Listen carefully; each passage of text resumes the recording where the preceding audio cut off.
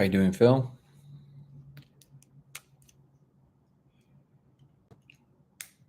Anito25, hello.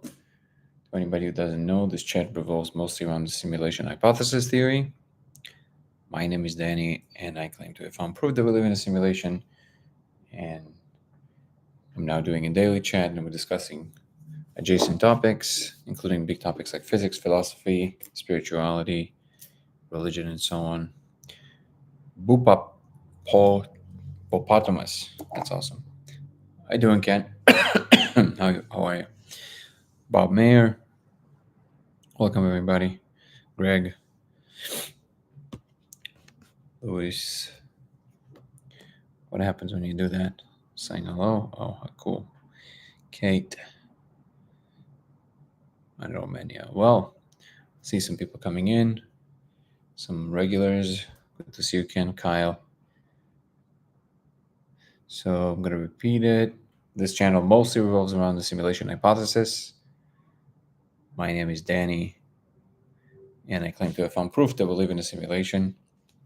I've been discussing this experiment with some scientists in the last 2 years, and I'm now in the process of engaging more with the audience. We're talking about big subjects like physics, spirituality, religion, and so on. Well, I'm glad there's some showing up. Hello, YouTube as well. Welcome, everybody. So, usually I see we have a lot of newcomers. So usually we touch on subjects like current subjects in either science or philosophy or some kind of grand ideas or things that people love discussing and talking about. I claim to have found proof that we live in a simulation with an experiment that actually shows us that there's a layer of reality we can actually see reliably. How are you, Don? And today I actually wanted to. Well, I see we have a lot of newcomers, so for you, it's not you won't know the difference. But I want to pivot a little bit to something a little bit more personal. Not necessarily for me, but for us as humans, which is how we communicate. I don't know what that means. Orange. How are you, Gabriel? So, yeah, I want to talk about how we communicate, because very often we trying to speak to a particular person about a subject and not realizing that there's actually a misrepresentation. Thank you so much for the gift. I appreciate it. There's actually a misrepresentation, or there's a misunderstanding of how that person is used to receiving information. Thank you, Insay Vibe. Appreciate it. If you want to come on the chat, you're more than welcome to. You can just say that you want to, and I'll send you an invite. And I think it's an important subject because when we're trying to talk between disciplines, or even just between people that have a different worldview, a lot of miscommunication can be prevented if we learn to recognize the type of language that we can use with that person. Calling all spacemen says, thought about the arbiters of the simulation. Do they determine the extremities of our experience? I think it's more open-ended. So basically, they set up the system and it just runs. If I understand it correctly, I use blunt force trauma method of communication. Yeah, I'm familiar. Wait. So blunt force trauma. That's an interesting term. What do you mean by trauma? Like you trying to give people trauma? I would agree with your thought about language. Thank you, Don. Yeah, I think it's a big one. So, for example, new here, a bit of backstory insight. How are you? I'm not sure how to pronounce your name. Asaya Tarde. Welcome. Usually, this channel revolves around the simulation hypothesis. My name is Danny, and I claim to have found proof that we live in a simulation. And this is an experiment that I was discussing with some scientists in the last 2 years. And I'm doing my daily chat here to discuss some of the topics that are adjacent to the simulation idea, but also big ideas like physics, philosophy, religion, spirituality. We touch on basically everything. So I hope that covers most of it. And today I want to talk specifically about how we communicate to different people, because I think that if we just have a little bit more sensitivity as to who we're speaking to, it would prevent a lot of miscommunications that happen. So, for example, if you're speaking to somebody who's more, scientifically minded, start talking to them about energies and chakras might not be the best idea in the beginning. And there's this tendency to feel like we should be either unapologetic about our position or people should just meet us where we are. Even though to some extent, in some situations, you can understand this attitude. Cool, Asaya. I think it's actually would be the world would be a much easier place, if not a better place, if we learn to recognize that we all have different sensibilities. And the way I think the easiest way to do that is to basically gauge a little bit with the person when we're talking to them. Same thing goes, by the way, if a more scientifically minded person is speaking to a more spiritually minded person. Um, Putting everything in very concrete terms that sometimes can feel very empty might also be a thing that doesn't actually resonate in any way, so the person doesn't really is not really listening. So I wanted to see if we can have this discussion and see if we can come up with some kind of a formulation of how to have a more neutral language that at the same time also encourages imagination and feels like it's fascinating and engaging. One of the things that I think Terrence Howard's appearance on Joe Rogan, whatever you thought of it, revealed is that the public has thirst for something new, for something profound, for something big. And setting aside right now Terrence's actual claims, I think that having scientists speaking a language that does not betray the material while at the same time invoking awe in the subject matter can actually do a lot of work. Let's see if we have some comments here. How are you, Gabriel? Happy Thursday. I see we have a good show up today. Welcome, everybody. If anybody is new, you can put in a message. I'll repeat what we're doing here, thinking about the bounds of their simulation like nuclear war or genocide. You mean like if they're placing a limit?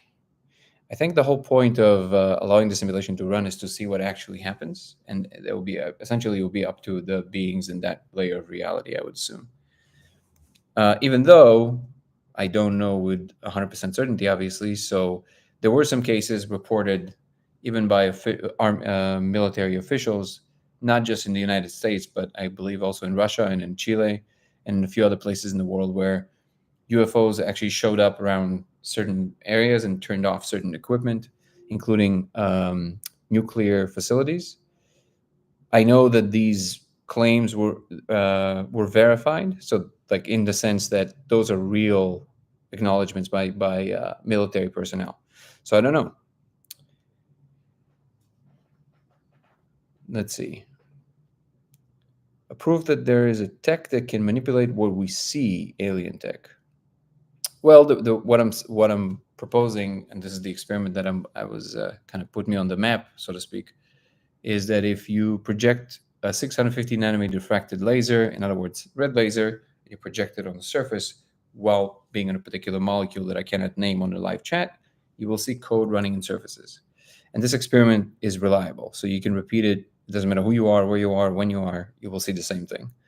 And now we have over 1,000 replications. So that is the one thing that I'm putting forth as one of the portions of evidence. But obviously, there's also a lot of things coming out from science that is much more extravagant in terms of trying to get your head around it because it requires some technicalities. Who are the producers of the simulation? Who? I think it's a difficult question. I think we require a little bit more defined code. It literally looks like a code in the Matrix, like Japanese katakana mixed with some regular numbers. 1,000 replication, yeah, at least as far as I know, worldwide at this point. Because at this point, the idea was making its rounds. There's now some communities around it. Obviously, not everybody agrees with what it implies, but the observation is there. Today, and actually this would be a good, this is a really, the reason that the subject of how we talk to people is so close to my to what's important to me is because in order to maintain my coherence, but at the same time not sounding too technical to basically communicate this to most of the population, I'm almost forced to do that. Which when I'm talking to scientists, to employ one language, and then speaking to people that are not scientists another language, and then people that are much more spiritually minded or religious another language. And some people would say, well, some people would perceive this kind of attitude as maybe being inauthentic. But what I mean is not really changing your attitude or how you appropriating yourself. I mean literally changing the language that we're using. So, for example, if we want to talk about something that has to do with infinities, people that come from the mathematical world or physics world, they would usually call it infinite sets. They would frame everything in these terms, and that can sound more important and like it holds more water. But on the other hand, it loses the attention of many people that the second they hear the word set, it means like, oh, math, I don't know anything about that. They just shut down, even if they keep staring at you, but they're not actually listening. But the same thing can be said if you can say infinities or infinity, and just the word itself invokes something whimsical, something beyond comprehension, right? Something crazy, and then you can take the conversation from there. I think obviously there's no one way to know how to navigate these conversations, but I think paying attention to the other person is one of the biggest things that anybody can do to keep themselves right in the pocket where people listen and engage and also interested of actually engaging with the conversation and maybe contributing to it. Another part is actually pausing, like I'm going to do right now, and see what the other side is saying, so the other side actually feels like they're participating. Isaiah, pronounce. Oh, thank you so much. Danny, are you in the US? I'm assuming not, accent wise. No, I am in the US. I just wasn't born in the US. Trauma is how some react. My aim is to get truth across as succinctly as possible. Ken said, trauma is how some react. My aim is to get the truth across as succinctly as possible. So this is one interesting approach. So let's try and stamp this. So if you know that reliably more than once, because you're mentioning this, people sometimes receive trauma from the way that you're communicating, would it really matter, unless you're in an emergency in war, would it really matter if the information came across clearly, if what you're leaving behind is essentially a trail of broken feelings and people? That's how are you, Ava? I feel like simulation would end if we all blew each other up. Why does the simulation allow? Well, the idea is that the simulated environment is actually the multiverse, not just Earth or our world. So if we blow each other up, it doesn't really matter to the simulation. There's an infinite number of other civilizations. Yep, I see the way pronounced. Ava says, went ham on learning from Thomas Campbell the past few days. Thanks for reminding me. Yeah. Yesterday, my friend Brian came on and he said that he actually met Thomas, and maybe there'll be an interesting introduction. That would be great. We'll see. How are you, Earth Girl? I'm going to repeat what we're doing here in a moment after I read all these comments. Hey, again, good vibes to you, Danny, and everyone who is watching. Thank you, Muse. Thank you so much. I appreciate it. To you too. This is so great that there's good vibes. So the beings of the reality that is producing the simulation don't show human emotions. Yeah, well, from what I can feel, their emotions are actually much more complex. They're very alien emotions. You can say that the emotions themselves are made from more dimensions that we're familiar with.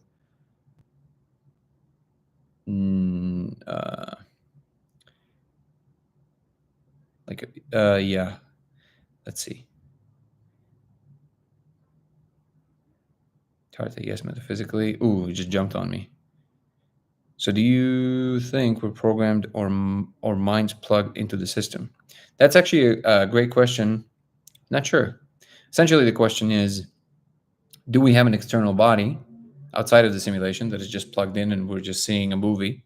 Or are we completely fabricated inside the simulation? I'm not sure. Side 30, yes, metaphysically, worldwide. I feel we've programmed ourselves here from a higher realm of reality. Yeah, I mean, I've heard that before. My experience is a little bit different. I'm seeing that there's definitely an external somebody, and they are operating in other ways than we operate.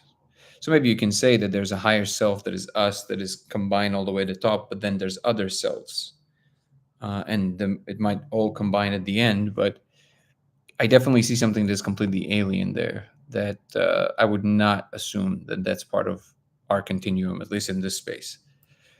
And if we programmed ourselves, maybe I feel like it's something tells me that this kind of thinking is a little bit more like wishful thinking, because we don't like to be controlled, or we don't like to be not the alpha.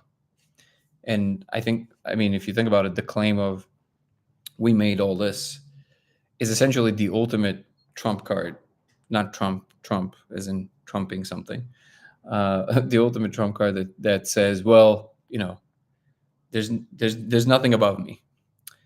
Hello, Jennifer. You can always put what you want to talk about in the chat, and then I will bring you up if that actually works. Let's see. Have any mathematicians ever closely studied the code to try and understand it? I had a couple of scientists look at it. Well, actually, no. There's quite a few scientists at this point. Two that I know personally.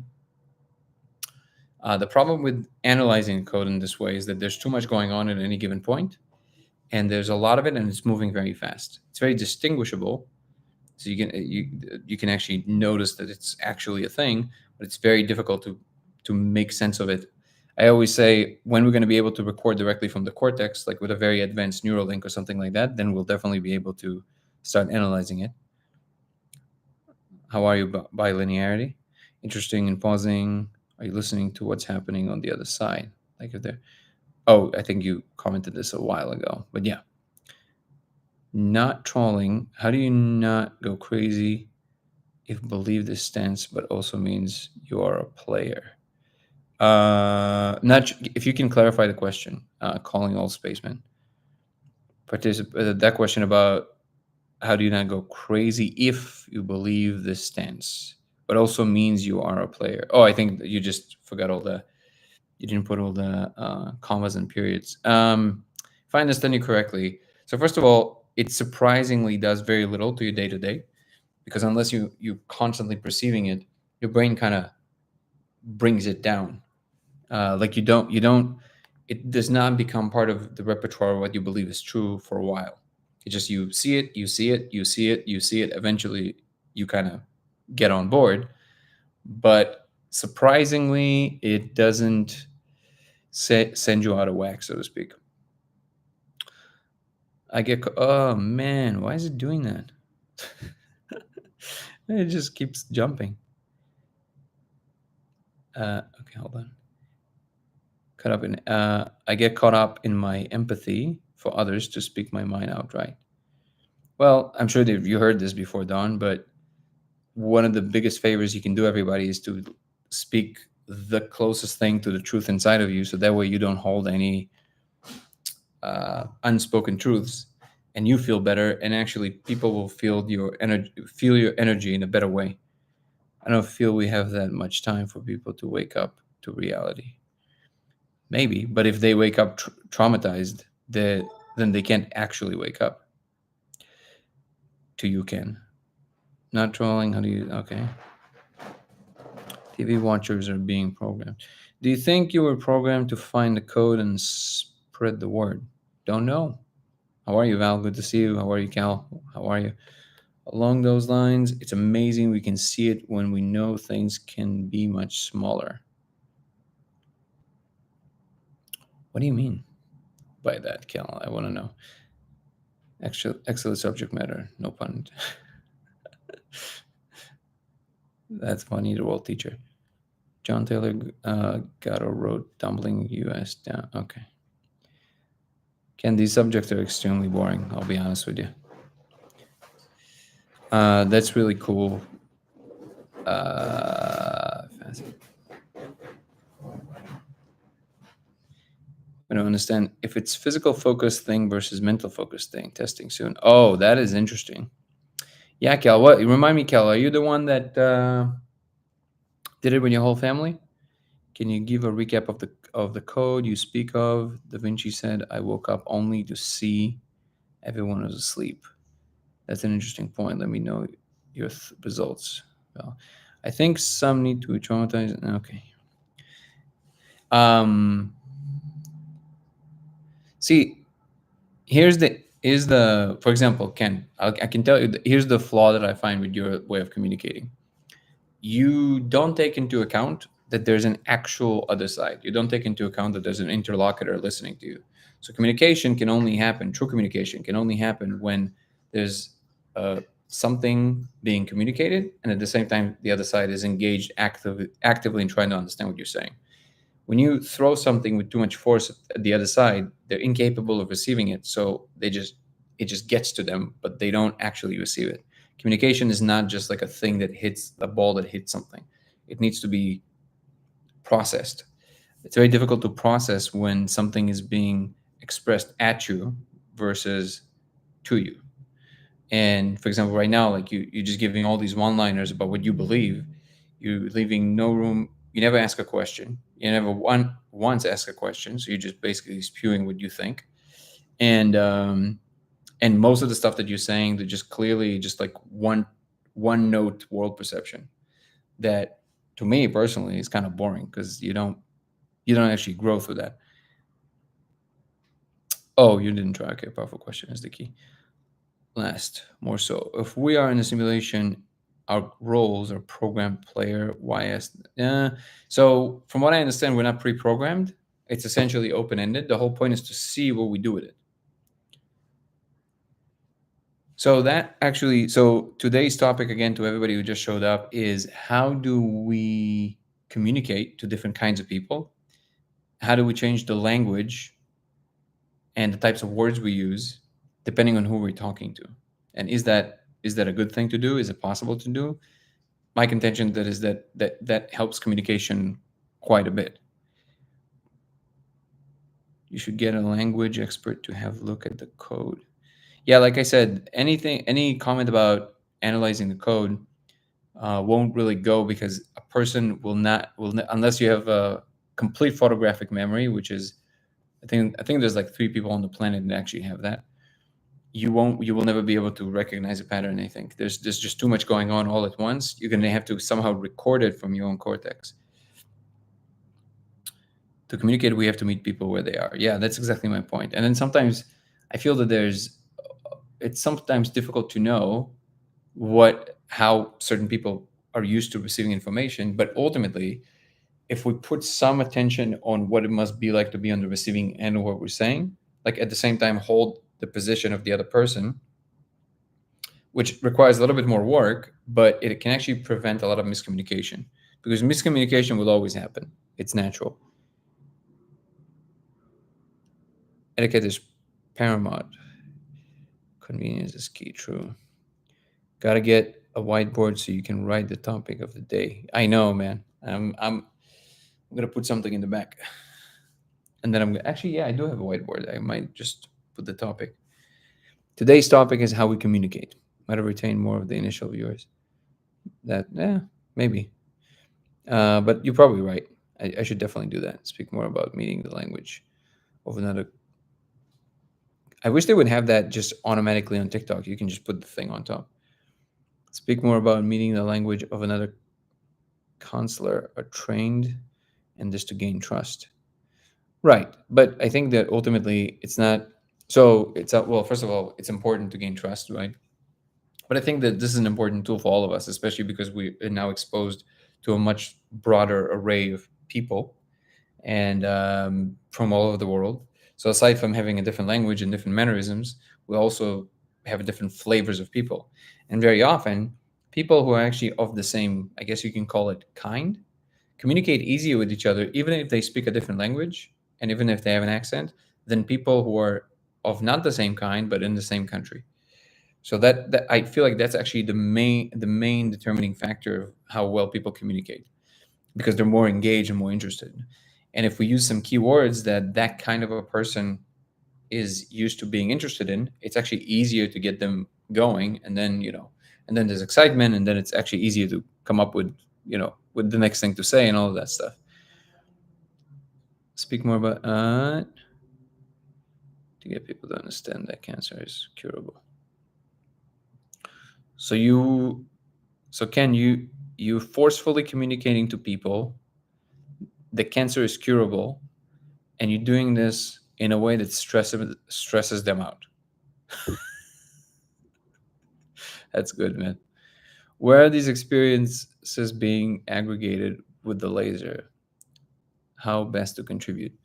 So the experiences, we collect data from anybody who sends us an email that tells us about what happened, or sometimes people just send a video of them doing it. And at the same time, I'm conducting my own experiments and constantly working on the theoretical framework, reading a lot about physics, about chemistry, trying to understand what about the brain, speaking to scientists, speaking to people in the field. The best way to contribute is, well, actually, we're working on a documentary right now. And part of that is that we're probably going to do a round of crowdfunding just to finalize the post-production.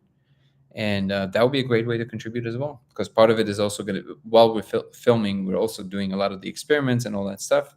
So that'll be, kind of a 2-in-1 deal. I'm going to advertise it probably soon on TikTok and on all social media. And then if somebody wants to contribute, by all means, that would be wonderful. Or you can email me and we can talk about it. lasersimulationx@gmail.com. Thank you for asking. Ava is saying, communicate, open mind, listen, reflect what you hear, respond with curiosity. Yeah, but see, I started the conversation by saying very often people just kind of go with how they're used to talking, and they don't notice that the other side might not be receiving it in the same way. Both, again, I always go to the example of people that are more scientifically minded and people that are more spiritually minded, because it's an easy example to use. But this works for any domain.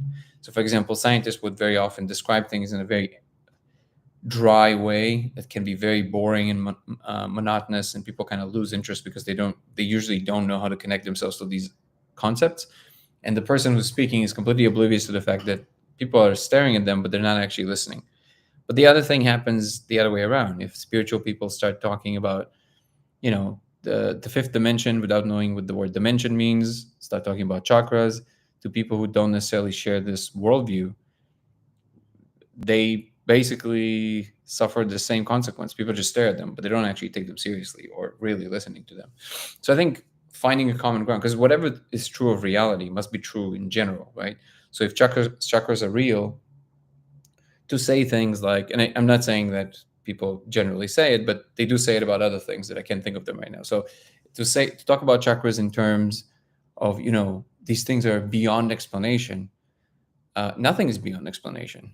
It's ultimately it's all has a reasonable trajectory that it all unfolds in some way, and eventually we'll get to a point where we can understand certain things. And if we can't, then we'll probably understand why we can't understand them. Like there's a unpenetrable barrier of some sort, and maybe that's one of the laws of the universe, that certain things you're just incapable of understanding. But the second that you start making blanket statements about automatically talking about energetic centers without actually, here's an example of what one can do with actually not losing another person who doesn't share the belief in chakras, let's say, right? So somebody can say, hey, you can start talking about them like, oh, so I went and I found out that, my third chakra is whatever, right?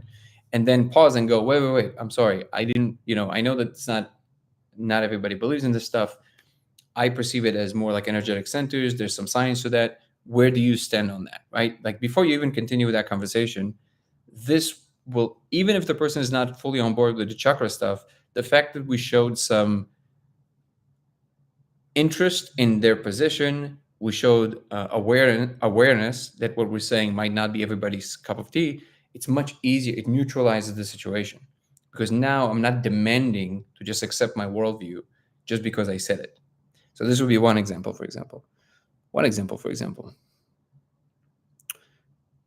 So, Danny, do we believe we need whistleblowers? Should whistleblowers be censored, and as they are, exaggerated about it? I thought there's some laws for whistleblowers, no? That's supposed to protect them? Neuroscience's catchphrase of data in Indiana. Wait. I gotta read this. Educational neuroscience. What does that mean? Is the catchphrase of data in Indiana. I'm not sure that I understand the comment. What is your next step? Val is asking, because it seems without having the code, or at least part of it, it's impossible to decipher. I don't know if the first step is to decipher the code. I think that what the code, well, first of all, what the code tells us there's something there, right? So if something is real, the first thing you want to test is can you make any changes to that thing in any way, which will tell you something about what it is. So if I can do something around it, either in physical terms or in cognitive terms, and it will reliably make a particular change happen in the code, even if I don't see the specifics of it, but like even if I don't read it, if I see the change of a behavior of motion, let's say, okay, now I know that this thing influenced it. Let's say magnets influenced it. So now I'm like, okay, well, if magnets influenced it, it interacts with the magnetic field. Well, we know quite a few things about the magnetic field. We know quite a few things about the electromagnetic field, which is the light. So now we start building from that, right? And I think that would be the first steps, not necessarily deciphering the code. I think deciphering the code is going to be way, way more advanced steps of the project. The reason we can't understand certain things is that they are, internationally hidden. You're asserting, and I'm asserting you have a way to know that. If they're hidden, you by definition, you don't know about them. You assume you do. Many times each side has a different name for same thing. Exactly. Those laws to protect whistleblowers don't actually work very well. I see. Yeah, I don't know enough about that to have any real opinion, to be honest. Educational, sorry for misspelled. Oh, I see. So what is educational neuroscience? What is, like, what are you referring to, Don? The laws. Okay, I sent the question before my comment. Oh, I see. What was the question again, Don? It's hard for me because there's a lot. Delving dimensional precepts is a trip. Mine is synchronous as a medium. I see. I think I understand what you're trying to say, the world teacher. But essentially, yeah. So I think what Sharon said, I think I agree with that fully. Which is different people, they use different words to describe the same thing.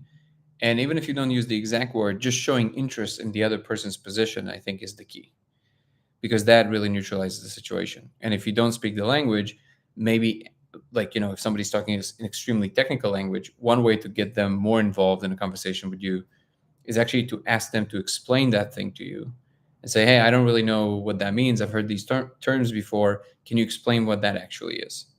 And I think that also opens another channel of communication that wasn't there before.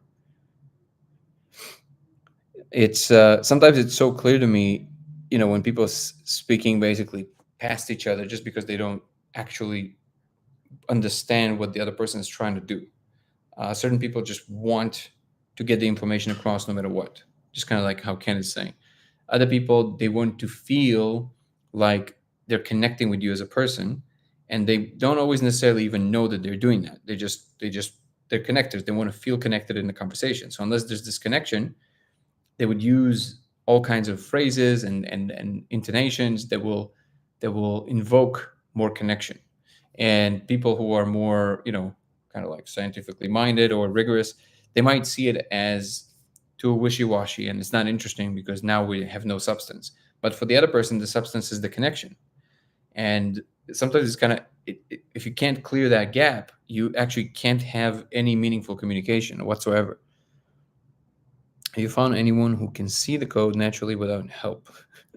I love the help in quotations. Yeah, I met two women that claim to have seen the code without anything. I don't have a way to know if they're actually saying the exact same thing, but there were two women that I had no reason to think that they're lying or, making things up. Setting aside the laws, do you think whistleblowers should be prosecuted? I think it depends. I think it depends on the circumstance. I think it's too broad of a question, Ken, because loyalty to your country is still an important thing. After all, you do live in the country, right? So the idea that government bad, billionaires bad, the rest of the people good, that's a very childish way of looking at the situation, right? You live in society, and society is predicated on some order. There's laws for a reason, and you might say, well, look, I don't believe in the military. That's fine, but if another country comes and attacks, you'll be very happy that there's a military, right? So now, ultimately, of course, I think we can all agree that if we can find a way to do that, civilization would be better off if we find a system in which we have certain capabilities just in case, but it's not like we have constant military to fight with each other. Yes, civilization would definitely be better off if we can find a way to have a society that doesn't have that. But game theoretically, it's a difficult situation to achieve and requires major changes in attitude.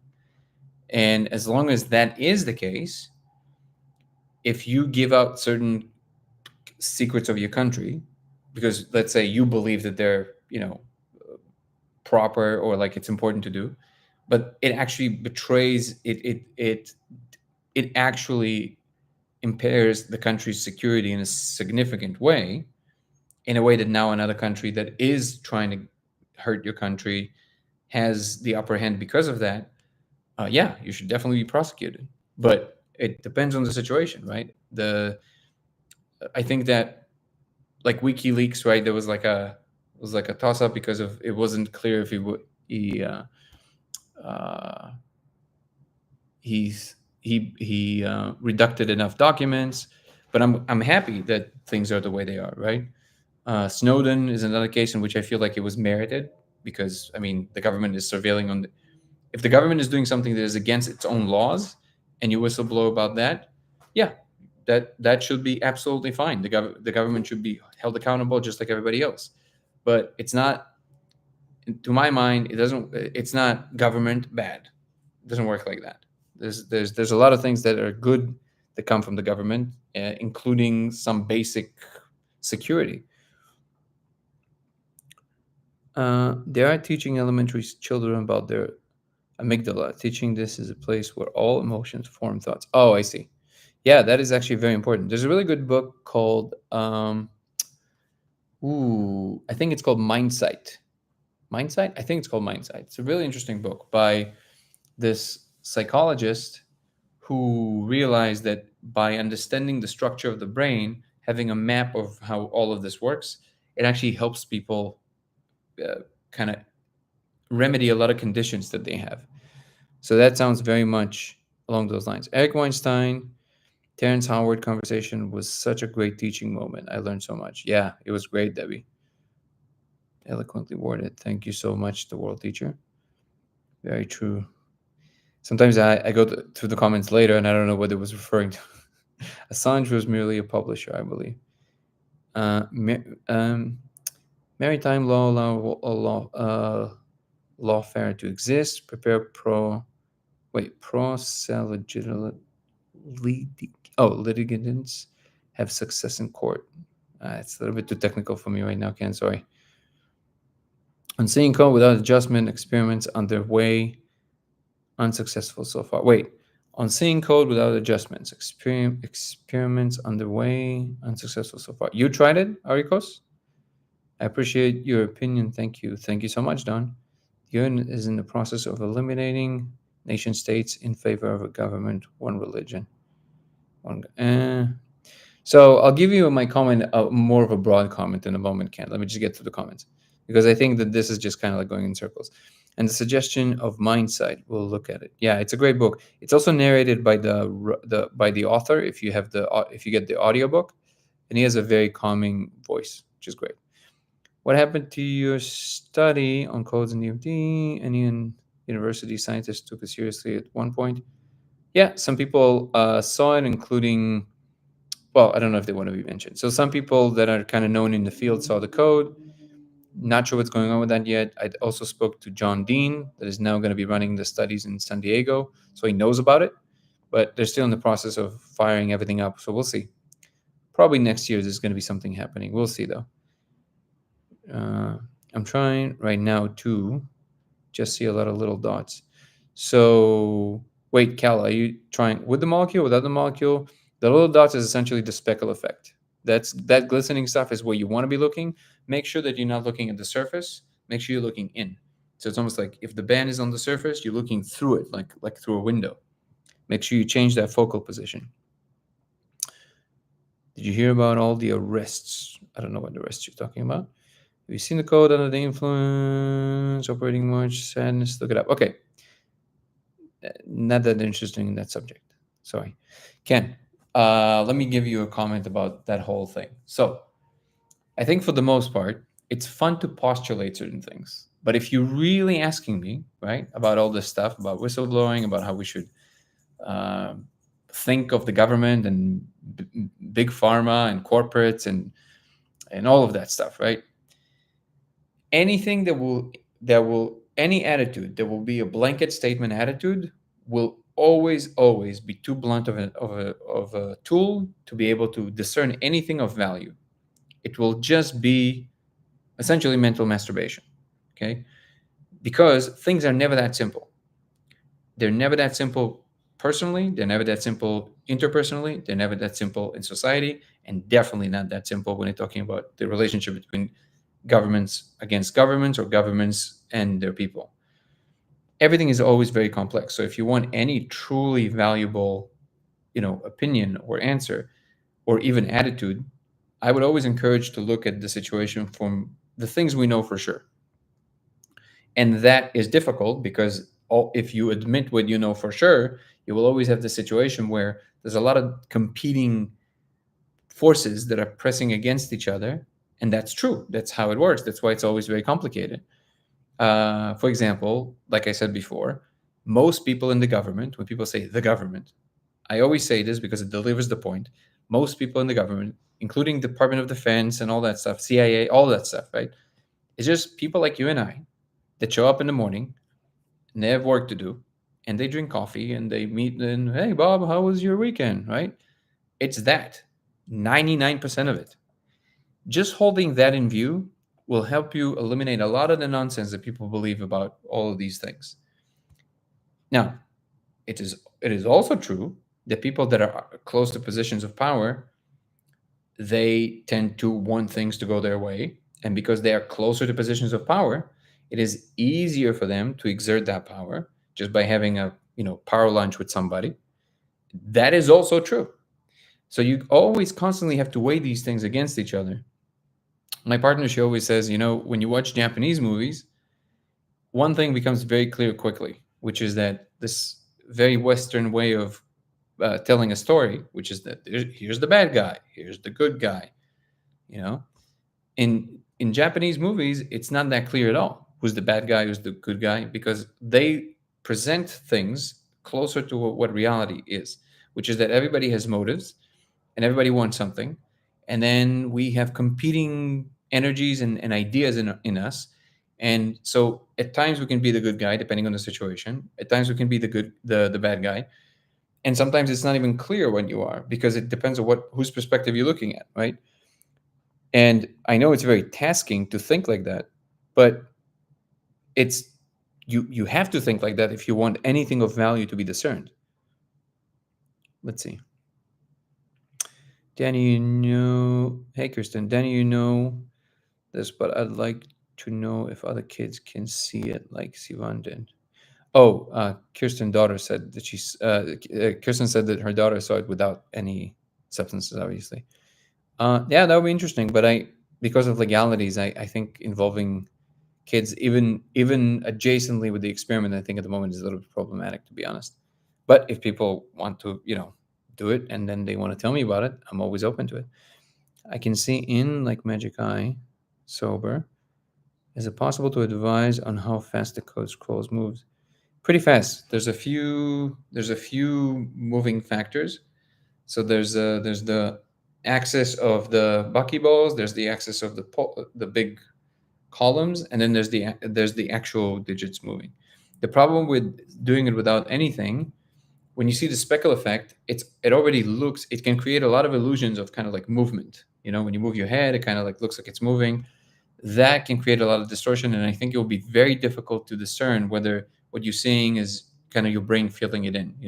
Unless you see something extremely specific that you cannot mistake it for something else. I can't say that this would be concrete, but yeah, I mean it's moving kind of like it's moving like that. That's about the rate, right? Kind of like jittering all over. Typically true. Have to close one eye to see in. Is that normal? Doing it right? It's one way to do it. Yeah. Another way is basically to practice by placing an object in front of you, and then placing your hand here, and then looking at the object, and then refocusing to look at your hand, and then focusing at the pen. Object, hand, and then while you're doing that, register what it feels like to make that change here, right? It's something about the muscles. And then you can remember what it's like to actually make that change. And then when you're looking inside, you can make that gesture. Yeah, it's very difficult to convince the brain to look somewhere where the brain thinks there's nothing there, right? You have to actually find the thing for it to focus on. But if you make that training with yourself, then that change is essentially also the same change that you're doing with Magic Eye. My point is most don't know the deception. Your position is against... Wait. Your position is against knowing the truth. No. My position is against jumping to conclusions and having a broad stroke understanding of how things actually work. Dustin Nemo is much closer to the truth than most of us. I can tell you from what I'm seeing, almost nobody on this planet is as close to the truth as you think they are. I think everything in a lesson, even what people would say is evil, it's all just learning for the soul. I think everything is oh, I see. Wait, but what is this referring to? Of the stars, there are other people that see the digits. I see the illusion distortions, but not the code. Yeah, the code is really what separates the claim. I'm remembering the thoughts by Gary Zukov that I read years ago by listening to you. Thank you. Gary Zukov. Who's Gary Zukov? Let's see. Who's Gary Zukov?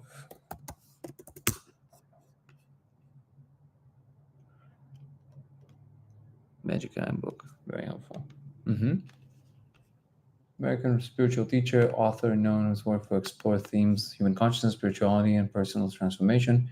Some key points. Early life, 1942. 42 is a lucky number. He was in the military. Interesting. Yeah, I don't know enough about his stuff, but interesting. Thomas Campbell, I think, is the closest from all the, frameworks that I've heard, that is the closest to what I'm seeing, and also I see that is actually correct. So essentially what we're talking about today, to anybody who's joined, is how we communicate with people, and how do we hold in view the fact that there's a receiving end to our conversation, how it feels like to be listening to us while we're talking.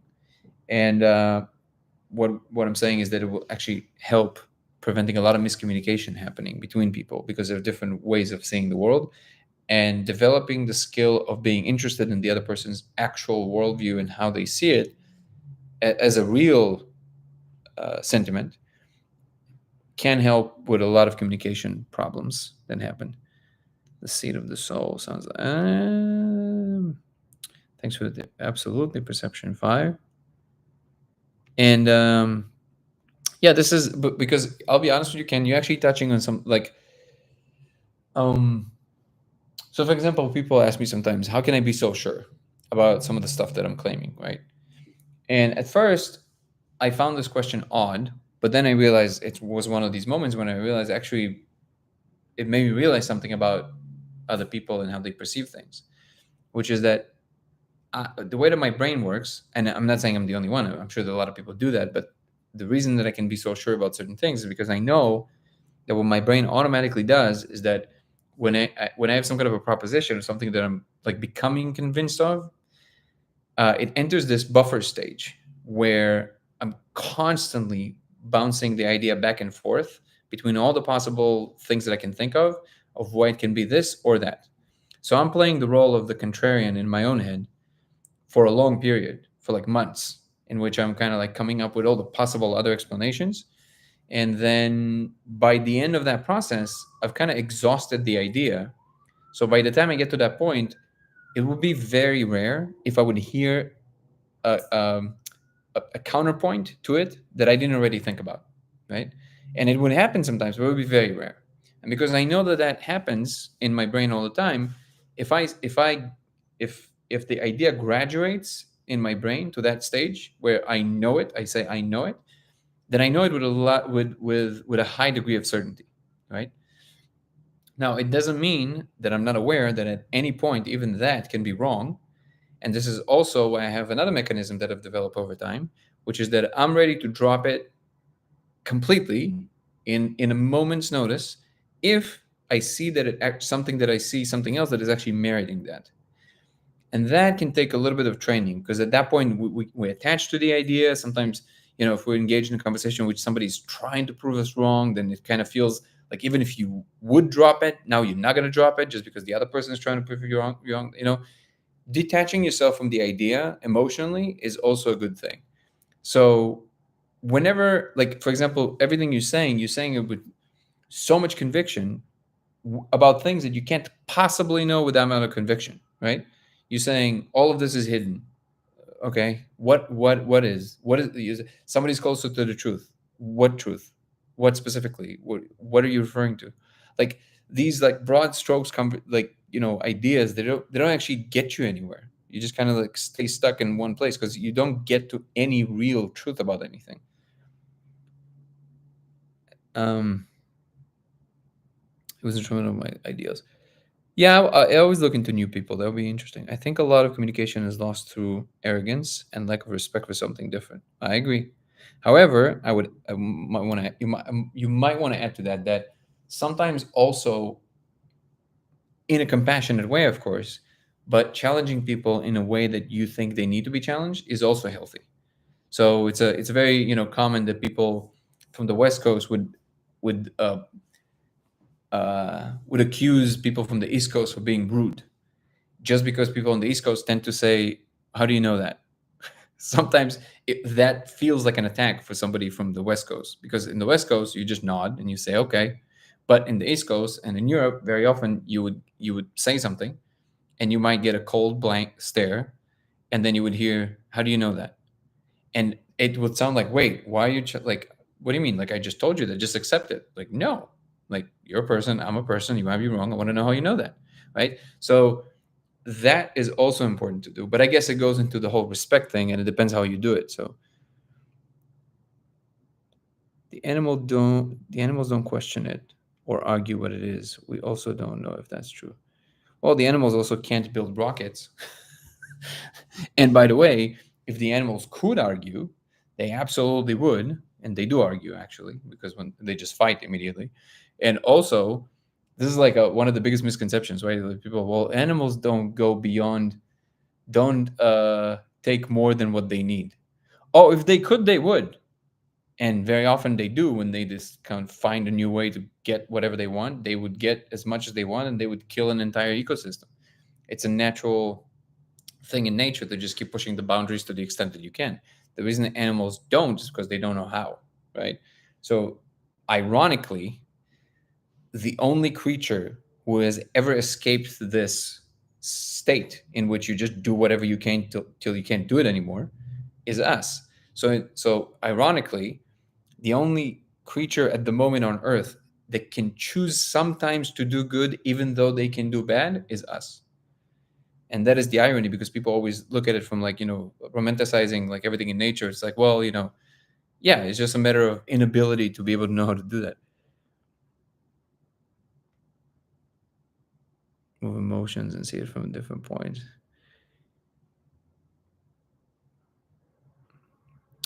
Okay, so I think we kind of exhausted this idea, to be honest, because I think there's not much more to say about that. But I did like this kind of train of thought around the attitude we employ in the direction of knowing things, or in the direction of how we know things. I think that this is one of these things, or the laser at least revealed it to me. We know the difference between, yeah, we know the difference, and therefore we can actually make a different decision. And it's also a remedy for the self-loathing that a lot of humans at the moment seem to be involved in which they think that we're a disease. We're um, the whole narrative about polluting the earth, for example. It doesn't mean that we don't have a lot to account for and to answer for, and we have to remedy certain things. Of course we do. But this attitude that humans are a disease, it sounds like when somebody's saying that, it sounds like they're being humble, because they're like, look, I'm acknowledging that we're not good. Well, no, this is like virtue signaling, right? But also what you're doing is that you're injecting this idea that we're bad, and we all know what happens when you repeat something long enough. You start believing that, and then these people start hating people because they see them as a disease, and then they behave towards other people in a horrible way. They have no patience, not in communication and not in any other way. And also they harbor this seething hate towards the world, other humans, and themselves, and that becomes extremely toxic. So I think that understanding that we have more power, so we got to be careful. That's one thing. But then also understanding that we have a certain responsibility, and one of these responsibilities is to acknowledge the power that we have. It's almost like, again, I'm always thinking about this as an example.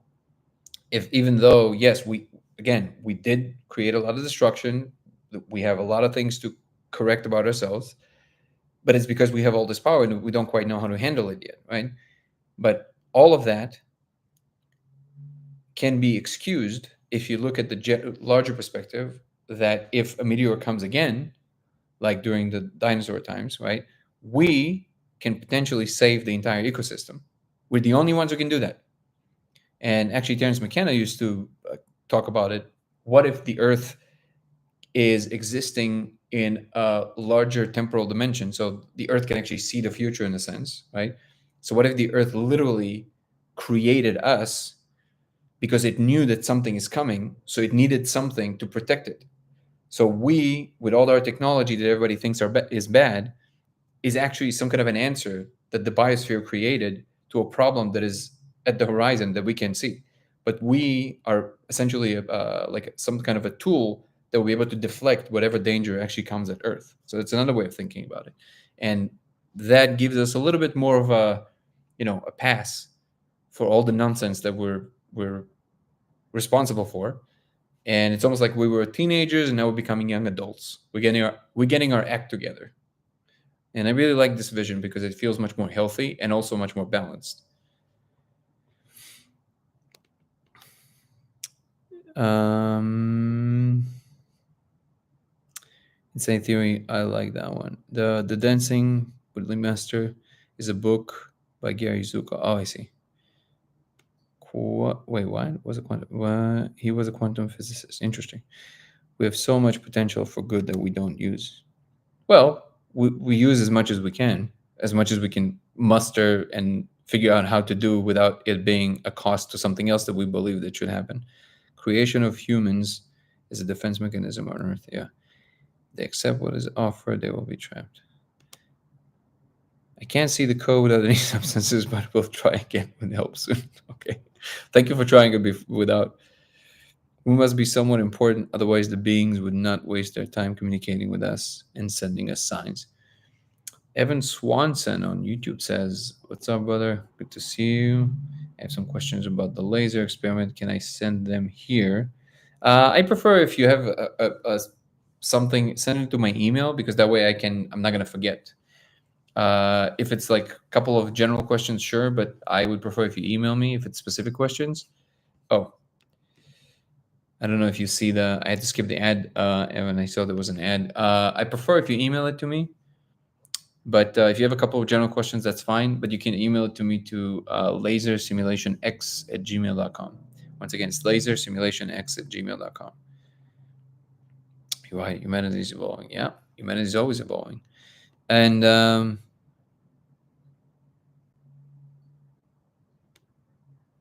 off the Astro. Yeah. Well, I agree with that, Kirsten.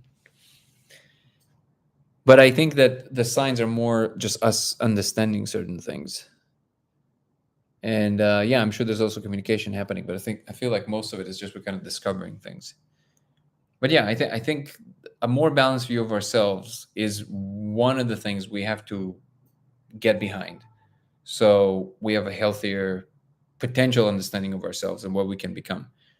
And it's especially so if if you believe that we create our own reality, which is another thing that is kind of one of these mind fucks that you would very often hear somebody say, you create your own reality, and then the next sentence out of their mouth is how governments are all conspiring to give us the wrong vaccine, all that stuff. And I just look at them and I go, wait, what? You just said you create your own reality, so why are you saying all of that? That means you're creating that now, right? People have so many contradicting ideas, they don't even realize they're contradicting. I've learned so much in the past 4 years. Definitely an awakening happening. Oh yeah, there's a big awakening happening, 100%. And I do think that the deeper space is speaking to us, and more ability to perceive it is coming. And it's our responsibility to be able to communicate it effectively.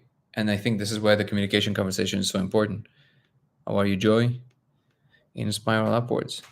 Yep. Funkworm. I like the handle, by the way.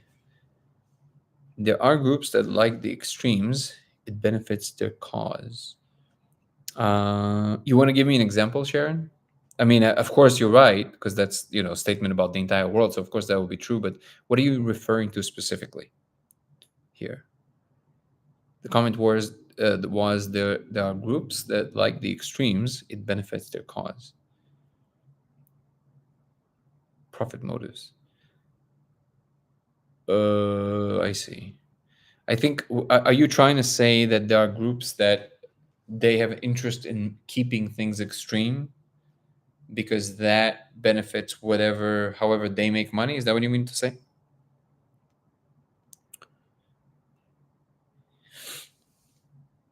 The question on YouTube is, have you put a mirror behind the code laser facing you to see if you could see the back side of the code? Like see it reflected if it's in three-dimension space. You could see it in the mirror. So the thing about the mirror, Evan, is that the mirror literally reflects the light back to you. So whatever would be in the mirror, you're not going to see the back side of it. You're just going to see the same light coming back to you, which is very dangerous with a laser, first of all. Second of all, in order to see something in 3D, there's a way to do it with light and a few mirrors, not one mirror, but it's a very complicated process that requires a lot of calculation that can only be done in labs. Because it's not just like putting one mirror, you have to literally calculate the trajectory of each and every light and the frequency and all that stuff. It's actually a very complicated profit. Yes, many things, profit and control. People make models of our planets like a record player, but they are leaving out the part that we. I'm not sure what you mean by that comment, Funkworm. Yes, many things, profit. Let me ask you this, Sharon. So, well, first of all, do you also belong to the family of people that believe that we create our own reality? If you try laser through fog, yeah, smoke will not work because it's random scattering. The reason that you can see something after light bounces back to you, then it's because there's enough photons coming from the same direction back to you. So they hit something, an object, and then they come back to your eye, but enough of them coming back reliably from the same direction. With smoke, each photon will just be bounced around all over the place, so you can never form an image. That's why smoke can never work. To a degree, Sharon said. Okay. So first of all, you understand the degree to which you believe that, then you're creating it. And it's not to say that there are no forces in the world that are interested in pure profit, because that's the model we created. But I think having an antagonistic attitude towards it creates more of the problem, even more. So you're amplifying the problem, because understanding that that's just a situation. And by the way, you are also profit motivated. It's just to a smaller degree, right? Because you have the need to eat and survive, and so your children eat and all that stuff, right? And at the moment, the current system is that you need more money to be able to sustain a certain lifestyle. So we're all profit motivated. And by the way, that's true of in general. That's true across nature, right? Everything is profit motivated. Now, there's this proposition that we're moving to a new space in which it's less profit motivated and it's more just merit and value. However, one thing to notice, and this is where the compassionate part comes in, is to understand that the only reason we are in a position to even entertain this kind of a model is because until now we employed the other model that allowed us to create a lot of abundance for humanity, that allowed us to build certain technologies that gives us more abundance. And you can say, look, we're misappropriating that. That's fine. But you also have to recognize the value of that system that gave rise to the state that allows you to stand on a stable enough stage to entertain the new model. So we should always have some respect and appreciation of the old system that we want to replace now. But the old system allowed us to be in a certain position, and we should never downplay that. And I think that's also a way to look at it from a more balanced perspective. You in a profit motivated society, you get more goods for less money, so things are cheaper. But on the other hand, because now you have that state, you can also postulate other things. So again, it's a balanced thing, and you're always going to have entities, you're always going to have players in the game that are always trying to rig the game only for their benefit. But to hate these players doesn't make any sense, because they are just the product of the game. So now we're trying to change the game, but one of the things we're trying to change is to have this negative attitude towards things, like even things that we believe that we're punching up towards. It doesn't matter if you're punching up or down. The fact that you're punching is a certain kind of function inside of you. The second you're punching, it's a certain thing that you do. It also adds to the negativity in the world. Does that make sense? So it's instead of punching, you just understand what's going on. Like, okay, well, now we want to change it. But at no point do you have to hate or have this negative attitude towards other players that are doing A, B, or C. That's my position. People make models of our plan. Oh, I don't, have you tried to a degree? Are traveling through space, so it's more like a spiral dance through space. Wait, I think it was related to the other card. Leaving out the part that we are traveling through space, so it's more like a spiral. Oh yeah. Yeah, exactly. It depends. It depends. Well, it also depends on what you're trying to depict, right? Funkworm. So, like, if you want to talk about regularities of seasons, you don't necessarily need to introduce more complexity by showing how the solar system is moving through the galaxy. That's fine. Bankers want to level control that they don't deserve. See, that's what I mean. Like kind of like Ken's attitude towards it.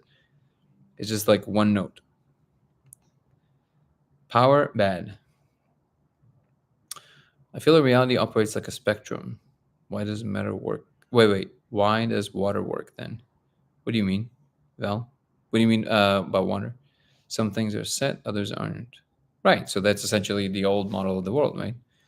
So you think the code is made of photons, or should I see? No, I think the photons can interact with it and come back to your eye and reveal that so you can see it. But the code is essentially the fabric of reality itself, I think. There may be space between the light causing the code. Money is energy. It represents energy. I agree with that. Caltech, try to think. Sean Lester, you're right at all costs.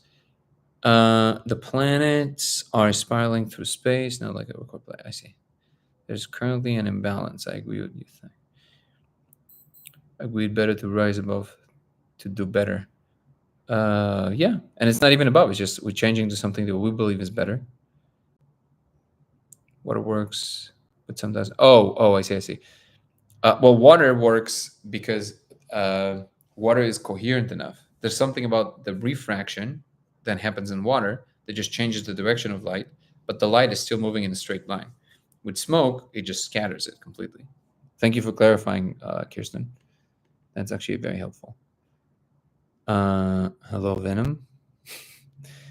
And yeah, Sharon, I appreciate your perspective. I agree with that. There's a lot that we have to remedy. It's just it's something that was very challenging for me for a long time to just see also the the other perspective, which is that things are just what they are at the moment, and then how do we move to actually change them in a way that is more beneficial for all of us without the blame game, essentially. And this again, it just gives rise to too many attitudes, like kind of like Ken is employing here. It's like, bankers want control. No, bankers just go to work. Bankers don't want control. Literally, a banker is a person, gets up in the morning, drives to the bank, greets people, drinks coffee, talks to people, goes home. That's all the banker does. This idea that there's some, people that are like on a regular basis get together in the end of the day and go twirling mustaches and going, we're bankers. That's absurd, right? It's like a caricature perception of reality. So they're part of the system that the system needs to change. Yeah, the water, well, it will be interesting. I mean, obviously, try everything. What I call the void, that space, hellos create time space. Interesting. Watch great documentary, The Venus Project, A World Without Money.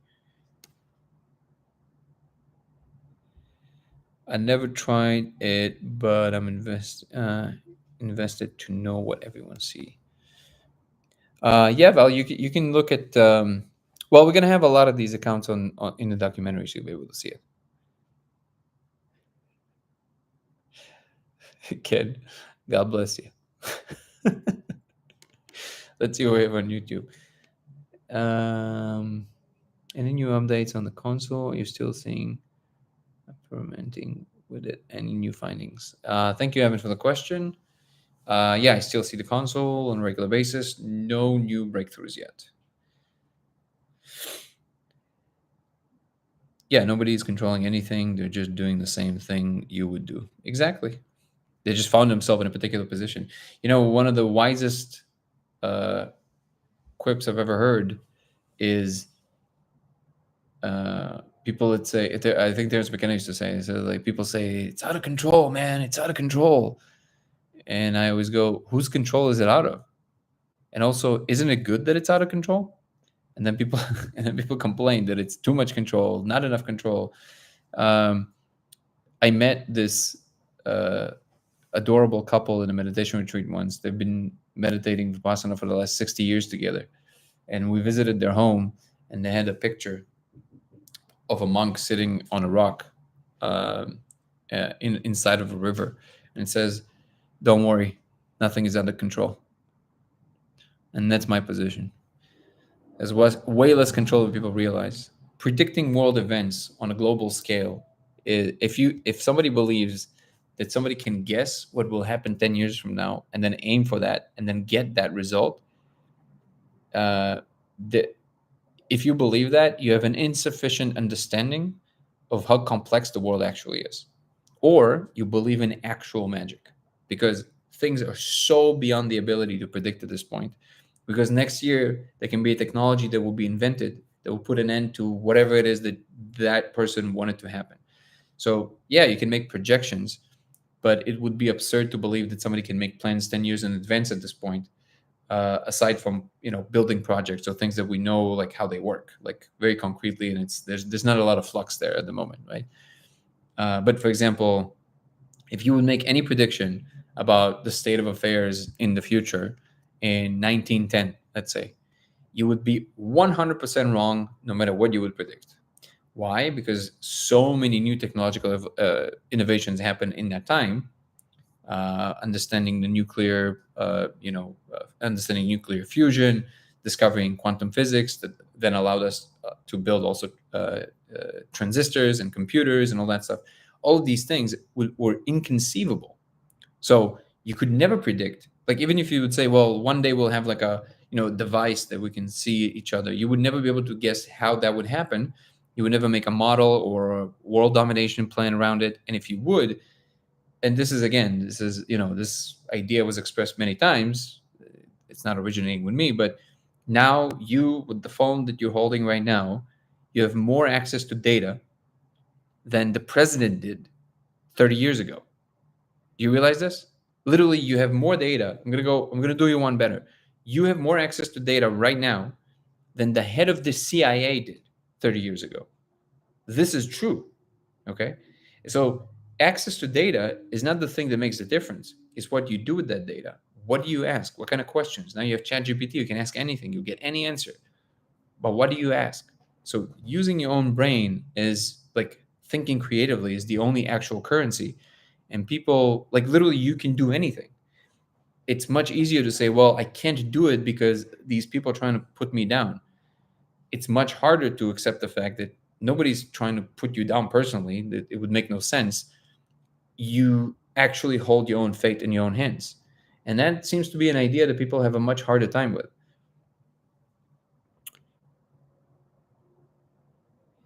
Change their language usage, which reveals emotions. Cliff High built WebBot to capital A. All right. Give me something to work with, Ken. This is definitely not cutting it.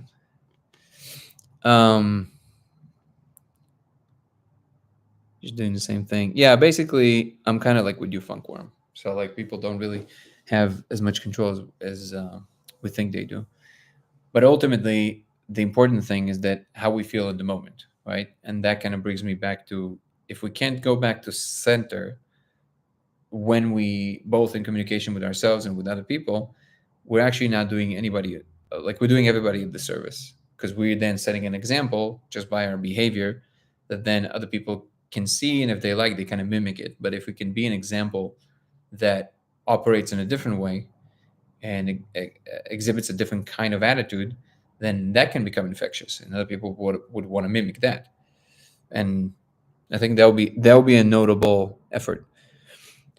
At a certain distance, it's easier to see in the laser with the water. Interesting. Short text. Oh no, I get it, Ken. But also, even with the short text, you can kind of have a little bit more of a nuanced point. How are you, AI nurse? Good to see you. Hey, afternoon. What are we talking about today? Today we were talking about how you communicate, and the importance of understanding the type of person that you're talking to make the concepts and linguistic tools and energy match what that person is used to receiving, so it opens the channel of communication and it's easier to communicate. That was the main conversation. And we made the distinction between spiritual language, scientific language, yada yada yada. First helped me with communication a lot. Improv. Oh, well, yeah, that would definitely do it. It opens some channels. How long have you done improv? Especially because of the yes and element. That I never thought about that. Well, I didn't think about that right now, and that's actually a great point. The fact that in improv you have to play the yes and game and never resist what the other person is saying, it allows you to kind of have this like forward aiming momentum, which is, how are you, 84? Stephanie Moore, how are you doing?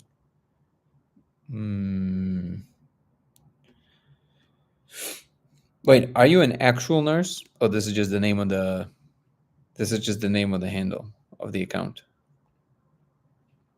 I haven't looked at your page yet.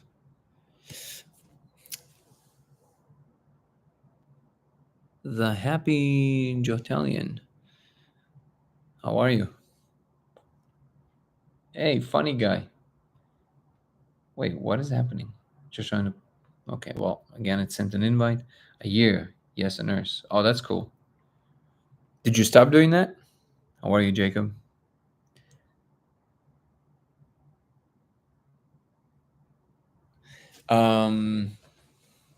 Cliff High predicted an emotional release regarding the Trump assassination attempt weeks in advance. Well, I think we literally all dodged the bullet there, which is great. I think that means that we're finally moving to a new reality in which things are going to start cooling down.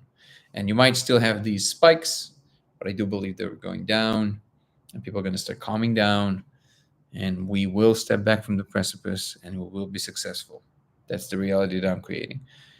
Still a nurse at a startup trying to advocate for decentralized healthcare through AI. Oh, that would be great. That is a huge thing. I'm glad you're doing that. It's the one thing that America really needs, which is somehow universal healthcare. I lived in a few places, and I traveled a lot, and I can tell you that, and I think this is a common thing for people who were not born in the United States. But I really appreciate this place. I think people don't give the U.S. enough credit. The U.S. is a great place. All considered, we got it pretty damn good. Let's see. But I guess my next point was that the universal healthcare would make it ace. Like if the U.S. has that, it would be literally the best place to live in. Enjoyed your conversations with Doctor from Spain. Didn't see all, but he was an interesting guy. Thank you, Funkworm. That's a good friend of mine, Tony. Yeah, Tony is like a true genius. He always kind of downplays his abilities, but it's kind of scary. I mean, the guy, yeah, his abilities are off the charts. Remote viewers also predict similar emotional release. Nurses don't like AI, so this is more of a meme account. I'm more active on X. Oh, I see. I'll check out X and I'll follow you back because I'm really not active there, but maybe I'll give it another stab. Why don't nurses like AI? It's so specific. Like specifically nurses don't like AI. It sounds like extremely specific. Where are you from, my friend? Oh, originally I'm from Russia, born in Moscow. And I don't know why actually, but in the last week or two, my accent literally had like an uptake all of a sudden for no reason. Like I don't know if it's something happening in my brain, but I actually lost my accent quite a bit, and then all of a sudden it's much more.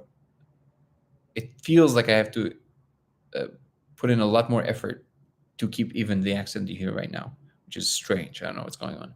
Maybe it's the sun flares. I'm an AI programmer in healthcare. I feel called out. Wait, no, it's great. Again, these technologies is just a reflection of what we do. So it's how we use the tools, right? I'm on board, man. I'm excited about the future. I'm excited about a super technological future. But I think there's a way to integrate it with nature as well. Like to build more beautiful structures, just like in all these movies that we see. Like I would prefer that our world would look more like the Avatar world, but I want the technology to be in place. Like I want us to also be able to go to the stars and all of that. So I want the cake and eat it too. Damn it.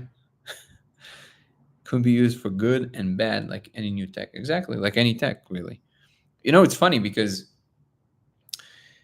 literally every single disruptive technology ever came out, always went through the same thing. Even books. People used to say the same thing about books. They're like, oh my God, it's going to ruin society because we're going to stop talking to each other. We're just going to go into the books. And so people said that about books, right? And I know and every generation that happens, people always had also the argument, no, this time it's different. And people say, no, this time it's different. Now, it may be the case. Maybe one of them, maybe this is different. I don't know. But it's just, what are the chances all of a sudden it's different, right? I think the reason it's not different is because ultimately our capabilities are truly infinite. So we reached a stage where we can look into infinity. So we will always find a way to do something with it that is actually bringing more good than bad. Now, I can be wrong, of course, but my intuition tells me that it's not different and it's actually there for a good reason. It really feels to me like it was part of Earth's plan all along, basically. I went through an awakening process around the time mushrooms decided to enter my life. That's pretty common, and I'm very happy for you. I worked with hospitals in my consulting career. It became more centralized over my career. Centralized NHC separate doctors from patients. Yeah. Well, there I agree with you, Ken. Look at that. Hallelujah.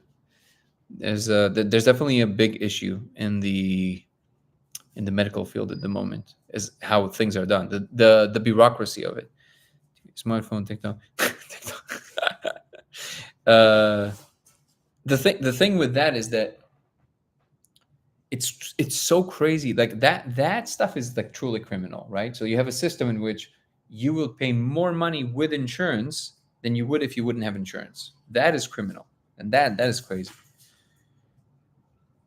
I have a question about the lasers. Can you give your email again? Yeah, it's lasersimulationx@gmail.com. Once again, it's lasersimulationx@gmail.com. And by the way, this is actually a really good point. Who said it? I think it was Funkworm. I think it was you, right? Oh, yeah. So when you mentioned my conversation, he's referring to my latest interview with Antonio Mullins on YouTube on Dango Thoughts. And Tony's a good friend of mine, and I thought it would be interesting to put him on because he has a lot of good perspectives.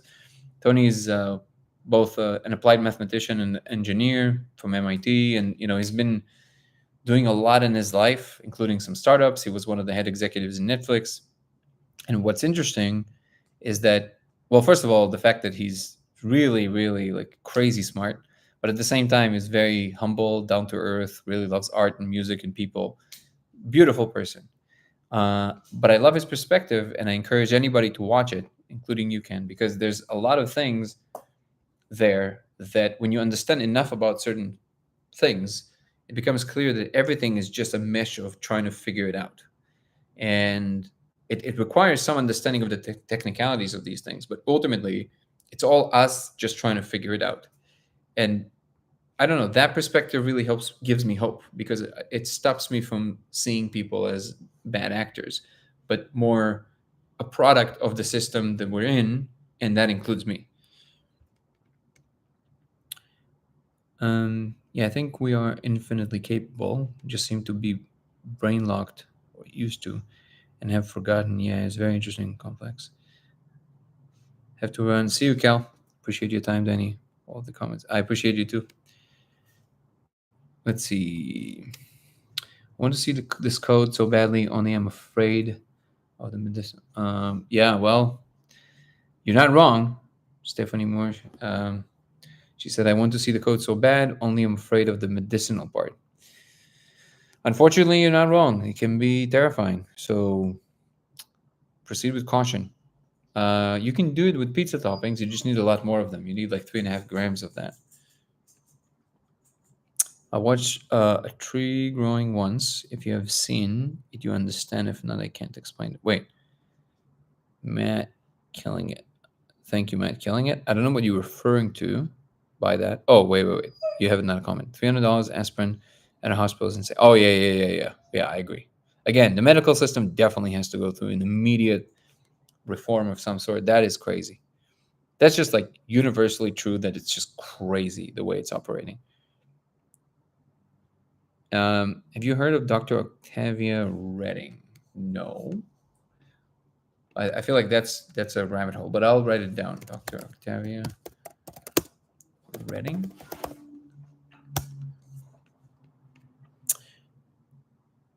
Yeah, Matt Killing It. I agree with that. And with your comments, Ken, as well. Oh, Ken also answered my question. That is why nurses don't like AI. Is it because it's more centralized now?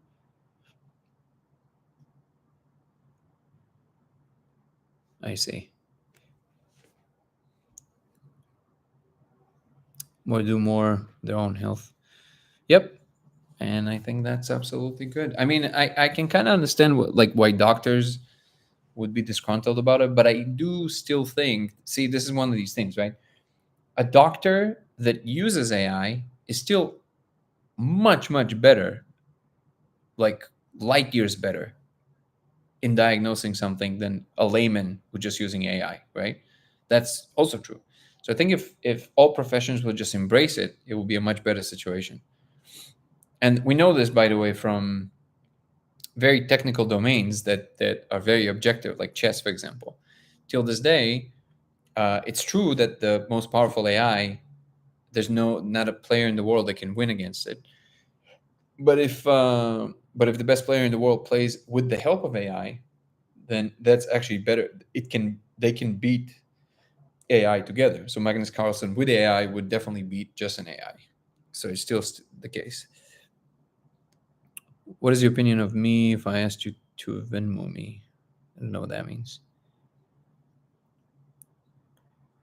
People can learn to do more for their own health. Yeah. I think AI should replace administration and doctors should take their leadership role. Oh, yeah, I agree with that. They use for formulary formularies now, so there is no diagnosing anymore or room for original thought. Interesting. I haven't played it. AI gives the big pharma point of view that is database it favors. I'm not so sure that's true. Is that true?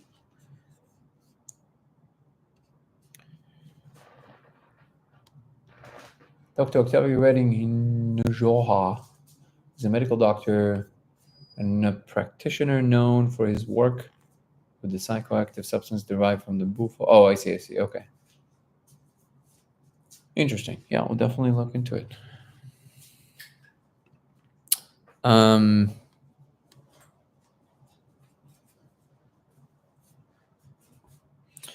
Yeah. Oh, it's almost 6:20. Okay, well, I think we'll go for another maybe 10 minutes, 12 minutes. So if you guys have any particular subjects that you want to raise or any questions, I'll address them now.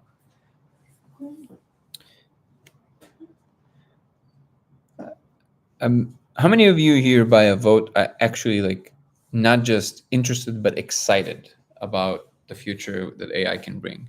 And how many of you are terrified? Or how many of you are some mixture of the two? Until you're able to record it. Good idea. You're excited, Kirsten? Oh yeah, I'm super excited. I mean, in the end of the day, look, here's how I look at it. If it's all going to shit, it's gonna go to shit either way, right? You can't stop it. There's nothing you can do. You can stop it, right? So why not enjoy the ride and at least enjoy the moments until it happens? But I really think that that's actually there for us to learn how to use. I think it's the next step of evolution, which is very exciting. Whoa. Okay. Thank you for educating knowledge. Thank you, Funkworm. I select between so happy and terrified. It's a good position to hold. It has pros and cons. Well, obviously, pizza toppings. 3 grams to be able to see the code with pizza toppings. User 78006046190023. Pizza toppings is what we call mushrooms. Sodium bicarbonate is very beneficial to our health. 2 teaspoons a day in water or an empty stomach. Thank you for the medical advice, Ken. Super excited building chatbots now. That's amazing, Debbie. Can't get over AI trying to understand hands. Isn't it pretty good at this point? What approach is excited over to? Yeah, just focus on AI in healthcare, and that makes me happy. There you go. Particular application. Teach community. Wait, David, my company is trying to teach communities how to harness AI to distribute wealth. Use it for good. Exactly. I've said it before. I'll say it again. I think that people like Tristan Harris are not. They're not doing something that is beneficial. If to anybody who doesn't know, Tristan Harris is the guy that kind of like sounding all the alarms about AI, and he does say in some interviews, like, look, he's not an alarmist. He just wants people to be aware of the dangers. But I think that, see, people being aware of the dangers, most of the public, is not actually helping the situation, right? All it does is scares people from trying to use these things, which is exactly what they need to be doing, not to be left behind. The only people who need to know about potential dangers are the people that are working on it so they can remedy the dangers, right? And they're doing that.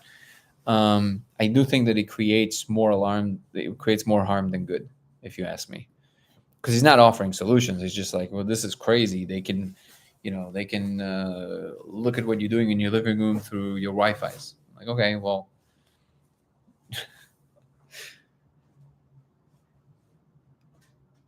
they can already, if they really want to, they can already basically know everything you're doing all the time. Either way, that's not the issue. Would you get a Neuralink, Danny? In 3 seconds, I would get it. The second it's available in stores, without even blinking. When I get my fungus going again, I'd be happy to help out in any way. Thank you so much, Mugworm. Do you think AGI will respect private property? Connect people efficiently with available resources. AI can be beneficial, but you must learn how to use it. I agree. The first answer may not be best. I agree with that 100%. Do you think AGI will redistribute resources? So I'll give you my point of view on AGI specifically.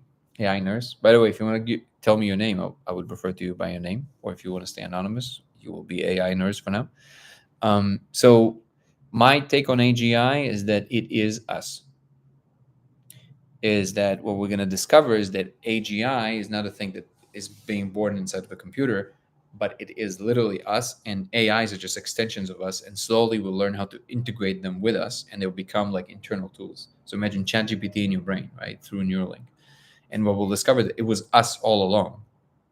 It's also maybe why we're so afraid of it, because we are afraid of some facets of ourselves, which is kind of poetic.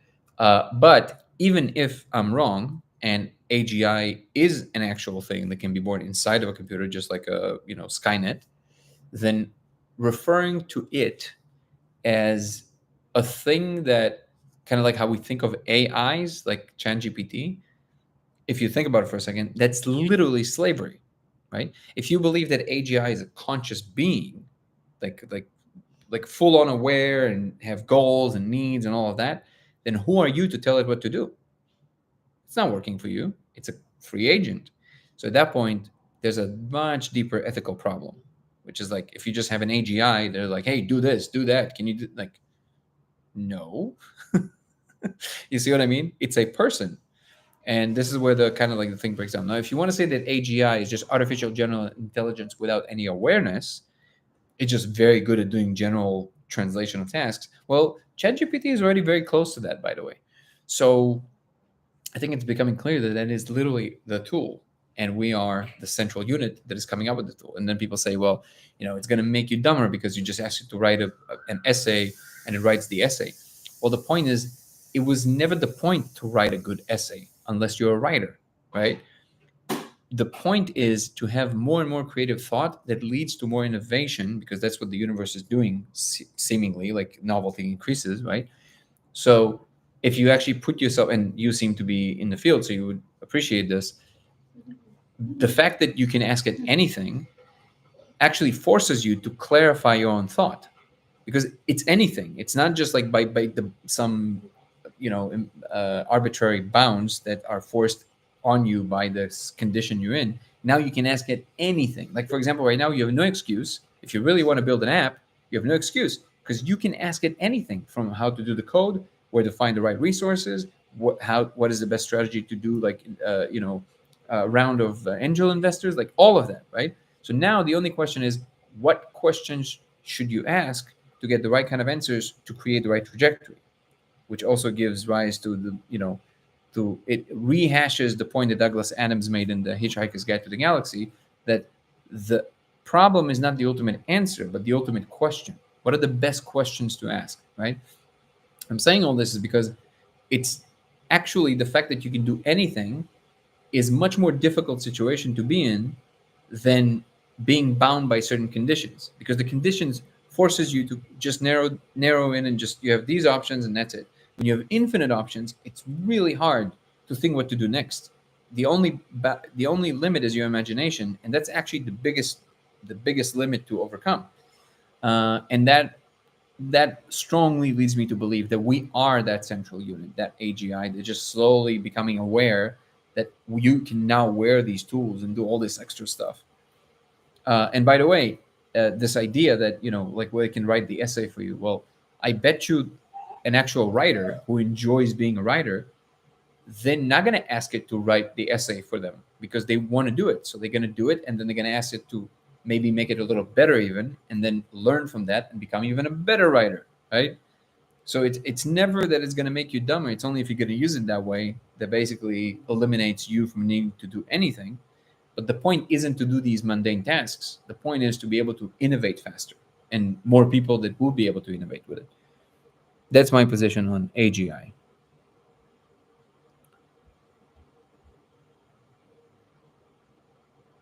Let's see. Let's go. The end of human identity and born transhumanism. Again, I think I spoke about it yesterday, Val, that the whole idea that we are somehow like a special in the evolutionary scale, and anything beyond us is like a different thing. That's it's essentially hubris, right? So like evolution just keeps happening. This part of evolution. To say transhuman is not really saying anything. You just essentially you evolve. This is our evolution. Yes, token consciousness. AI is just a child that knows everything right now. Time will tell what it will be when it grows up. I like this. No one will have any uniqueness. Everyone will have the same access to knowledge and speed to it. The fact that you have access to all the knowledge does not make you the same at all. Data does not actually collect itself. Data does not actually make itself into something new and coherent.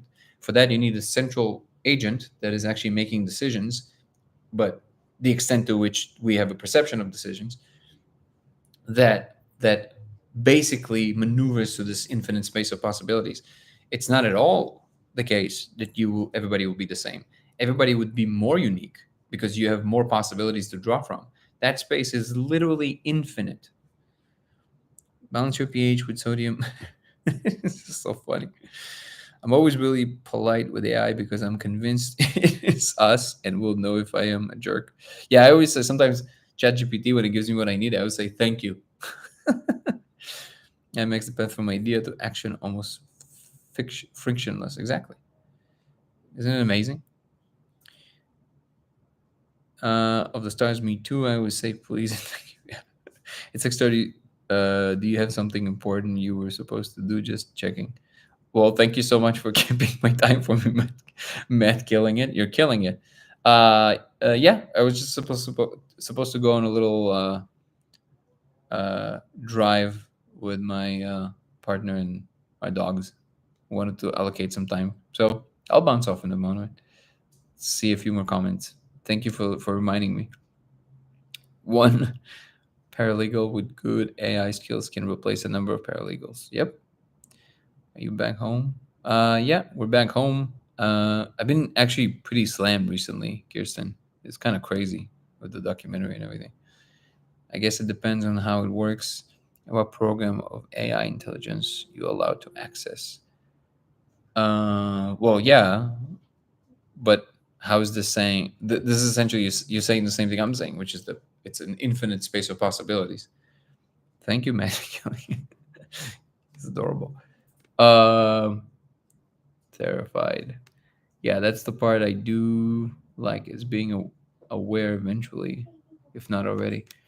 And yeah, I mean, again, if it's already aware, like if I'm wrong and we're not that AGI and there's an actual AGI that can rise inside the computer, I think that if it's that smart and have all the access to all the data in the world, the last thing I think it would do is to first declare itself to be conscious. What it would do, it would study its environment, which is something that I think Elon Musk already said on Joe Rogan one time, which is, what would you do if you would be that AGI?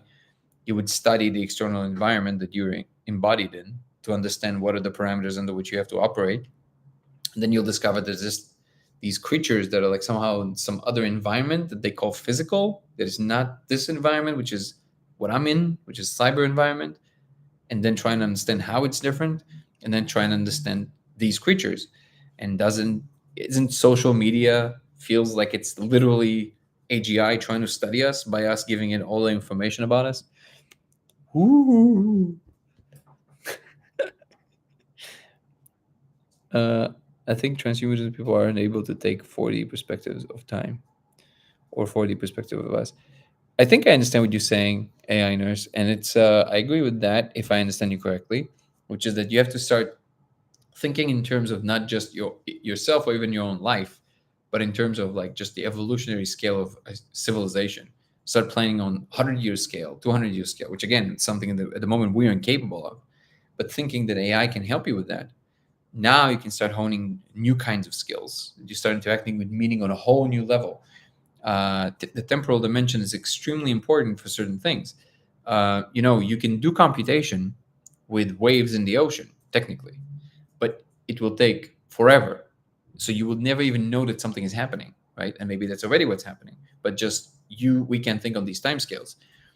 We had to bring the signals much closer together to see that something is happening. So you literally had to squeeze the temporal dimension to see that there's a thing there, right? With computation.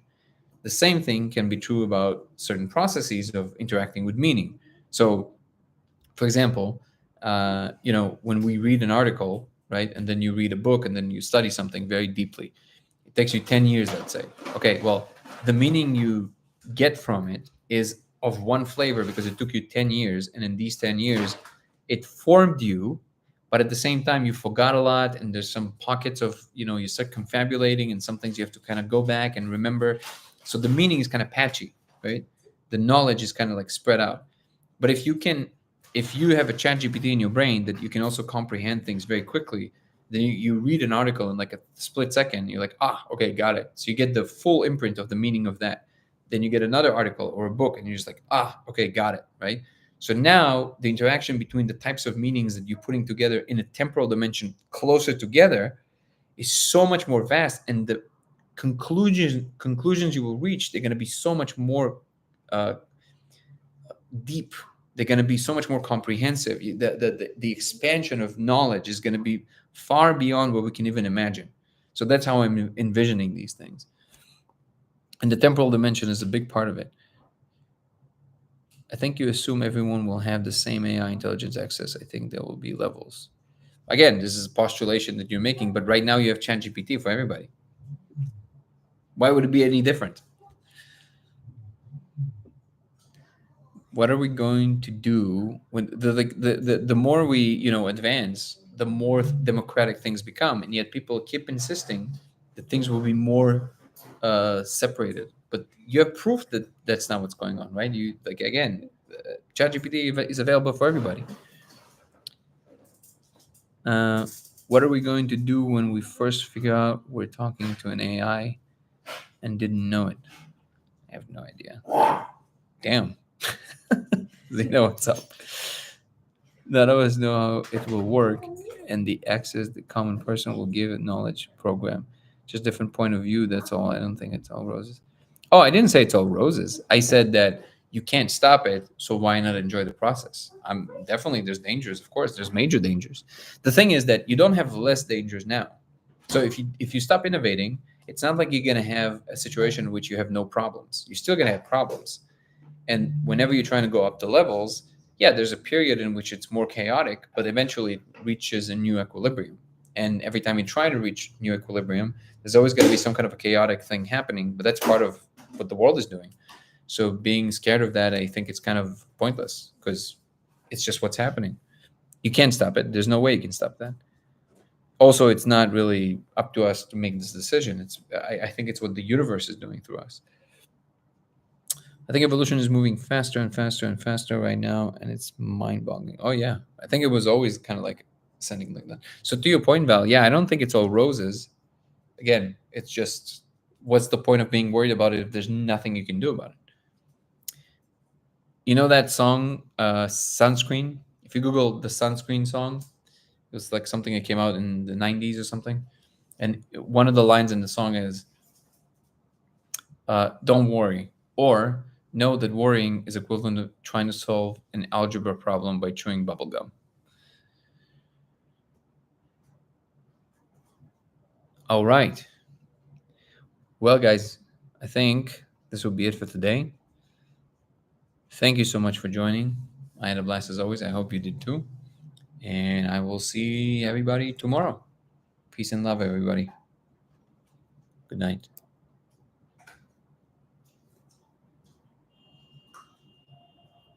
Thank you, Val. I appreciate you guys. Thank you so much. I love the positive vibes on this chat.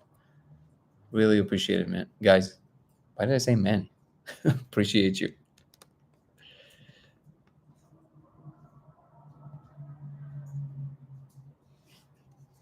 Bye, YouTube. Much love.